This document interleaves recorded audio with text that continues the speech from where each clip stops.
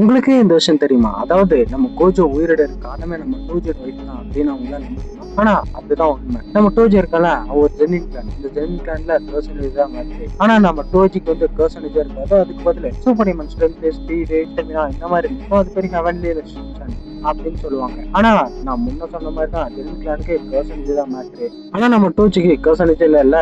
இதனாலேயே அவனை ரொம்ப கேவலமா ட்ரீட் பண்ணுவாங்க. அதனாலேயே நம்ம டோஜி வந்து இந்த ஜெனின் கிளான் மேல ஒரு வன்மத்தோட இருந்திருப்பான். டோஜி நினைச்சிருந்தா இந்த மொத்த ஜெனின் கிளானையும் மொத்தமா வைப் அவுட் பண்ணிருக்க முடியும். ஆனா நம்ம டோஜோட வைஃப் குரூப்ல வந்து அவனை மொத்தமா மாத்திட்டு இருப்பாங்க. இதனாலே ஜெனின் கிளான் தப்பிச்சிருக்கும், கோஜோ தப்பிச்சிருப்பான். ஏன்னா கோஜோ கிளான் இருக்குல்ல, அது ரொம்ப ரொம்ப பவர்ஃபுல்லான கிளான். அது மட்டும் இல்லாம லிமிட்லெஸ் பவரோட இந்த சிக்ஸ் தான் ரொம்ப ரொம்ப பவர்ஃபுல்லான கிளானாவே மாறும் இந்த கோஜோ கிளான். அதனாலேயே நிறைய பேருக்கு பிரச்சனைகள் வரும்.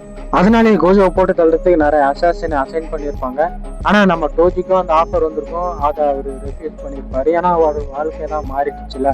ஒருவேளை நம்ம டோஜியோட வாழ்க்கைக்குள்ள அவங்க ஒய்ஃப் வரல அப்படின்னா நம்ம டோஜி எப்பவோ அந்த 10 வயசு கோஜோவை போட்டு தள்ளியிருப்பாரு. நானும் உங்ககிட்ட வந்து இதை சொல்லி இருக்க மாட்டேன்.